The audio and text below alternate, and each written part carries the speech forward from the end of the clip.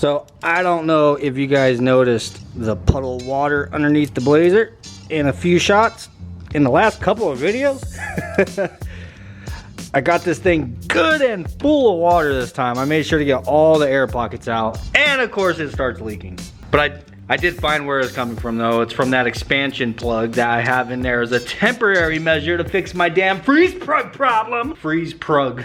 Freeze plug. What up guys, welcome back to the channel, man. Today we're gonna be obviously working on a Blazer some more. I want to try to get a little bit more travel out of the front end of this thing. And I thought it was time to go ahead and put my Hoosiers on. I ain't gonna lie, bro, that's a pretty damn good look. So these wheels didn't fit on here before. They were rubbing on the inside, which is kind of crazy because they came off of my truck. So I don't know whether the back spacing needs are different on the actual truck versus the Blazer or something. But yeah, I put these wheels on and they were rubbing. But now since this rear end is a little bit wider, these wheels actually fit a lot better. So the chrome wheels that I have on here are a 4-inch back spacing. This is a 4.5.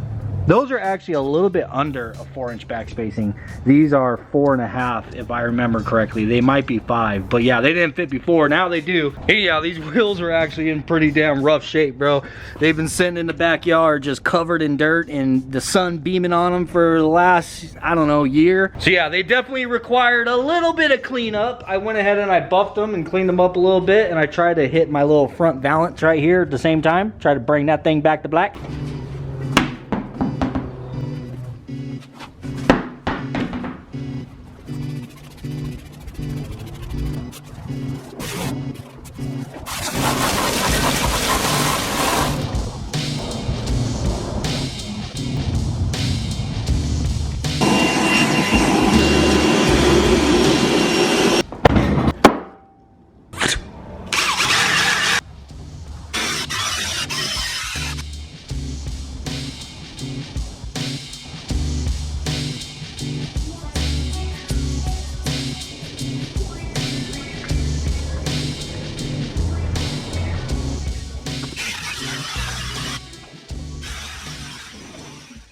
It's a perfect wheel to put the Hoosier on for now until I get some aluminum like a drag pack or something. But this damn freeze plug, well, expansion plug, it was actually just loose, dude, surprisingly. But I got that tightened up. I really need to replace that water pump. That thing has like an internal grinding sound. But anyhow, we are going to be taking off here in a moment. I need to put some coolant in this. Again, get all the damn air pockets out of it. I'm gonna do the whole thing, like check my oil and all that stuff, because it's been a little while since I've done that. And we finna hit the road!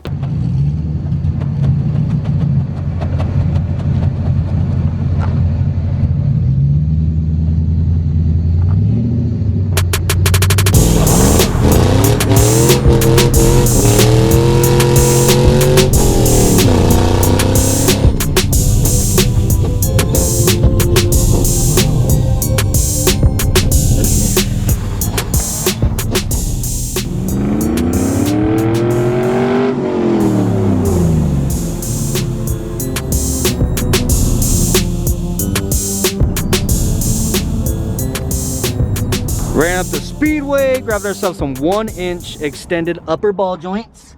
I also asked them while I was in here if they mind if I could set the camera up over here and do a couple sound clips of the Blazer, and they don't mind. So freaking hell yes. It's a lot safer, you know, in the safety of private property parking lot rather than trying to do it on the street and worried about police.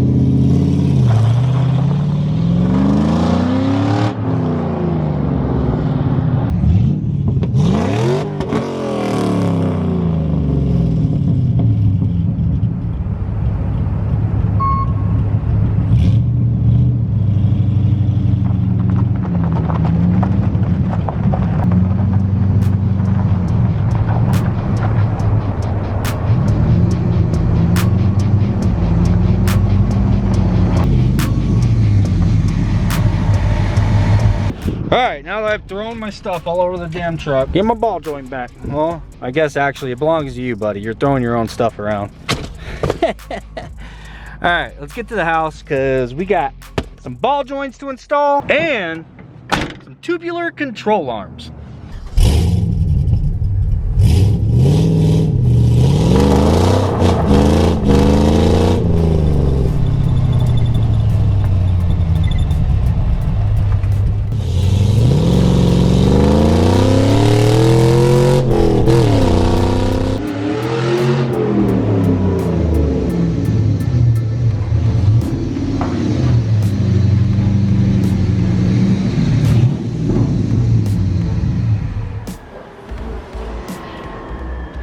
You guys already know this is where I scream and slam something down on the table, right? I really need to get some new material, but you know what? It's fun. Huh? Yeah. Ow! Tubular control arms? What? Bro, that's freaking totally tubular, right? All right, I'm sorry. Anyhow, yes, this is a set of tubular upper control arms. This is going to allow the front suspension to travel further down. Is that even important? Yes, it's important, or else I wouldn't be doing this. To be honest with you, the power level that I'm at with the Blazer currently, I mean, am I really gonna see a difference with this? Maybe not. I don't know, but I do plan on making more power with it in the future. I'm just, you know, I'm getting there, okay? I'm getting there, but for the time being, I am just enjoying myself, making the chassis itself capable of handling more power. So whenever we do get to that point, it's already ready. So let's pretend like this box is a car really quick, okay? And this is the front tire. So on a rear wheel drive, this is the back of the car, that's the front. On a rear wheel drive, you want your weight to shift to the back, planting the tire into the ground for traction. You really want the front to come up because the G forces of it causes the weight transfer to move to the back and plant the tire even more, especially on street, because you're more than likely gonna have terrible traction on the street. So the more weight transfer that you can put on that back tire, the better. So whenever the front comes up, you are transferring weight. But if you run out of suspension travel and it lifts the tire, that tire comes up and it will bring the front end back down because now it no longer has the shock supporting the weight of the front of the vehicle. So it comes up in the air and then you'll pull up and then it'll come back down. When you come back down, that shifts the weight from the back, causing you to lose traction. I am not the best at explaining things. I've already told you guys that, but I have a pretty good understanding of it up here. So for the most part, you want as much travel in the front as you can possibly get when the surface that you are racing on is not a prepped surface. So it's completely different for the track whenever you're on top of a really well prepped surface. But for street racing, which is what I want to do with the Blazer, is what I'm basically trying to set it up for. I'm going to be mostly on the street where the surfaces are not going to be ideal. So like no prep. So I'm gonna try as hard as I can to get a little bit more travel out of the front. But before we install the tubular upper control arms and these 1-inch extended upper ball joints, we're gonna jack up the front and see how much travel we've already got. Because I don't know if you guys remember, I have already altered my upper control arms so that they'll travel downwards more than what they would have stock and remove the bump stops. Let's look at it. So right now, that is how far my front suspension travels. That is all the way maxed out.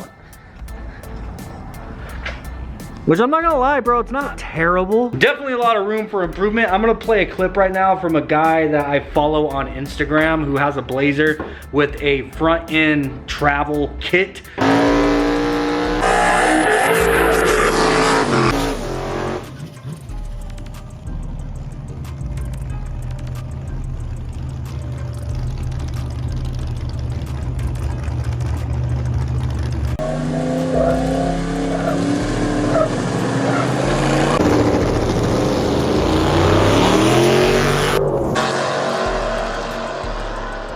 I don't know exactly what kit he has, but he has an actual long travel kit on the front of that thing.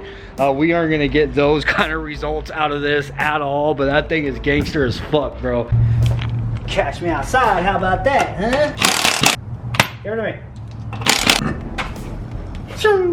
So with the Deadbeat Garage custom upper control arms, we have already most certainly gained quite a bit of travel out of the front. So these are factory control arms that I cut the entire center section out of. This is a stamped steel control arm. This was completely closed in, and it also dipped down pretty far, and it had a rubber bump stop in there, which getting rid of all of that probably gave us, I would estimate 2 to 3 inches more of downwards travel. So this was huge. This most certainly was huge. But what is limiting it from traveling more right now is still this control arm. This control arm is hitting in a few places, especially over here on the ends.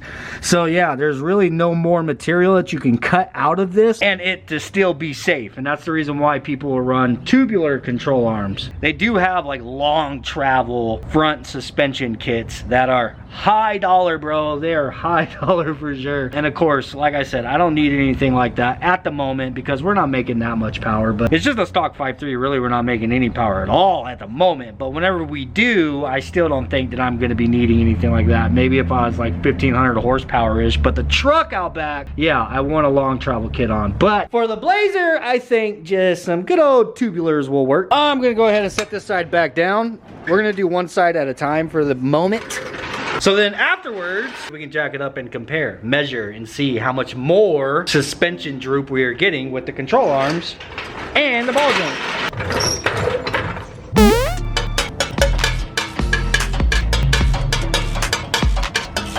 Pickle fork! Pickle fork!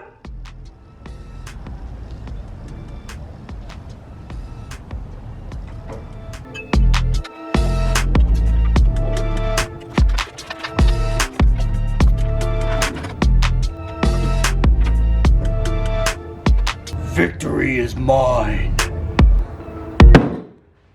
Shoot, I ain't gonna lie, bro. I didn't do a bad job on these. They look pretty damn good, man. I will most certainly say that they were not gonna go anywhere. I could not get those bolts loose, bro. They were freaking on there. Good Lord. Well, out with the old and in with the new. Now, these control arms did come with a factory length set of ball joints. I picked up the 1 inch longer ball joints because you will get a whole inch of extra travel out of just simply running these ball joints.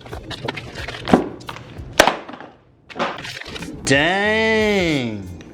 Wow, would you just look at that? So, comparing these things side to side, as you can see, the 1 inch longer ball joint is 1 inch longer. One inch longer, not inches, 1 inch longer. So, the reason for that, imagine this control arm is completely maxed out. It's all the way at the bottom. The ball joint, this is where your steering knuckle bolts up. So, your steering knuckle, the entire mass is right here. If this point where it's bolted up was 1 inch lower, that would allow everything attached to it to be 1 inch lower. Your wheel, everything that bolts up to the ball joint right here will be 1 inch lower. So the only thing that changes is it allows your suspension to come down 1 inch further. And whenever your control arm goes up, it's not gonna raise your vehicle. It's just whenever you're sitting at static ride height, your control arm will sit 1 inch higher into the wheel well.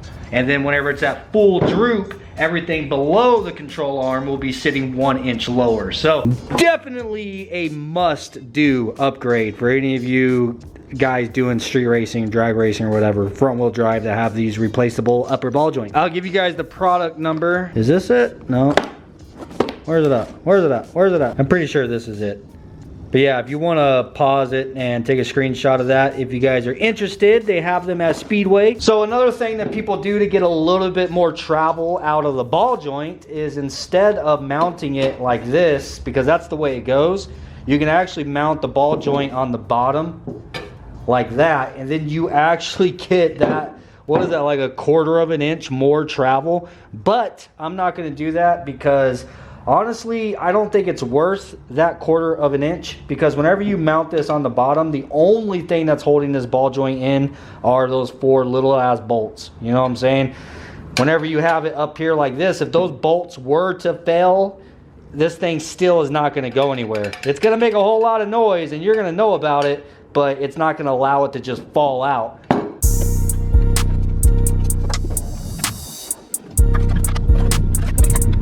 Ball joint comes with a brand new castle nut, of course, and my favorite kind of cotter pin. I love these cotter pins. Bang. That is sick.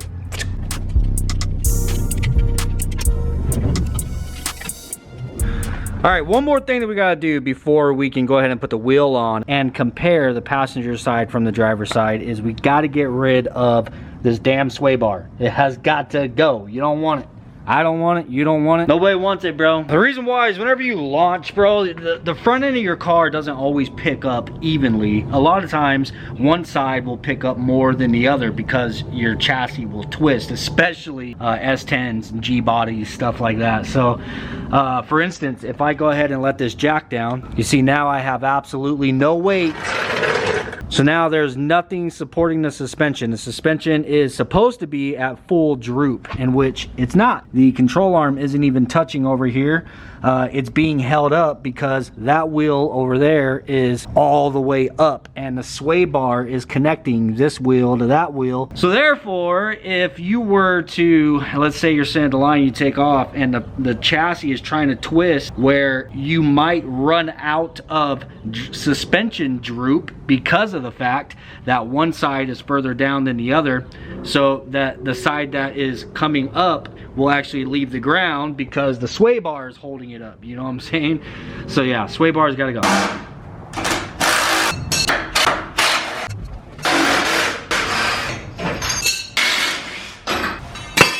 Shoo, got some weight off the front too.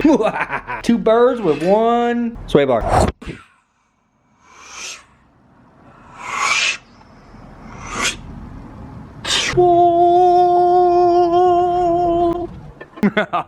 Yeah, I actually got a set of skinnies for the front as well, but I gotta get tires for it still. Dude, these tires are like $220 each, man. Cost as much as slicks. It's freaking wild. So anyhow, I found those secondhand. They're literally brand new. Every time my phone rings, it's always drama. Goodbye. Anyhow, the guy had the rears as well. It's just they're the wrong back spacing. So you had them on an S10, but the back spacing would have had them sticking way in the hell out, bro. Anyhow, so I'm gonna be keeping an eye out for another set of rears. You know me, I'm a budget shopper, bro. If I can find a secondhand, I can. If not, then I'm just gonna order some from Jegs. I've already got them in my wish list. Dude, what the hell, man? I should have answered it. Bro, those are gonna look good as soon as we get some tires on them. 17 by 4.5. 4.5 inches wide, 17-inch diameter wheel. But for now, back to the old grandpa saw blades. Bruh. Ow. Bite.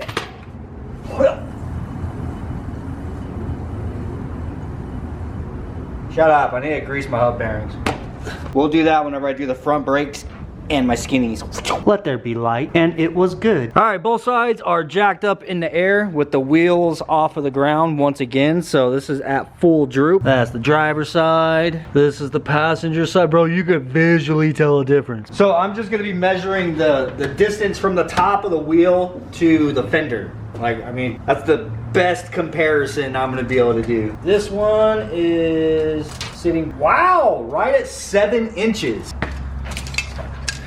Let me bring you guys in here so that you can see this. So you know I ain't lying to you. I mean, I don't know why I'd lie to you, but you know. All right, top of the tire to the top of the fender. That is 5 3/4 of an inch. Can you guys see that?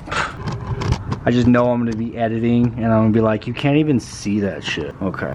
5 3/4 of an inch. Actually, a hair under. No, yeah, 5 3/4.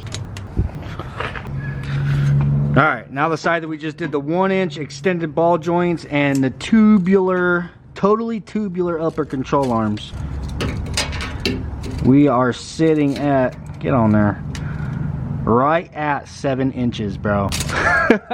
Feels good knowing that you did an upgrade that's gonna actually make a difference. But anyhow, now I have the whole other side to get it caught up.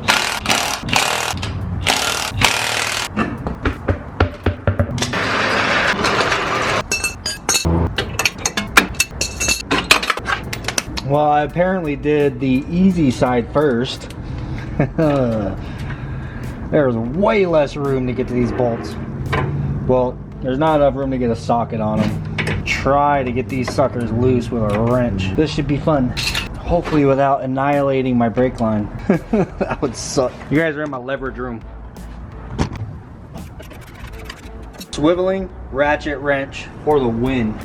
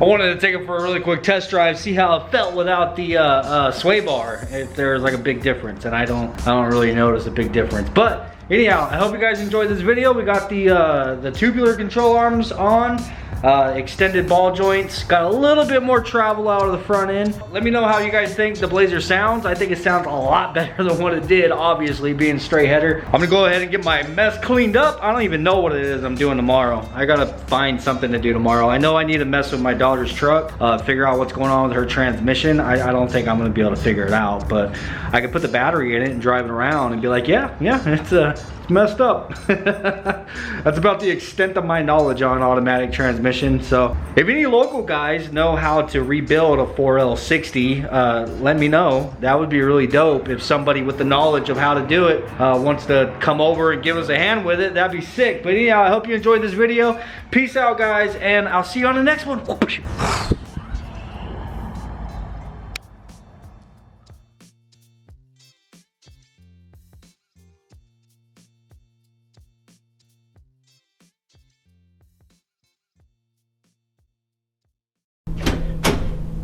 Oh shit, you guys are still recording. Say goodbye to that.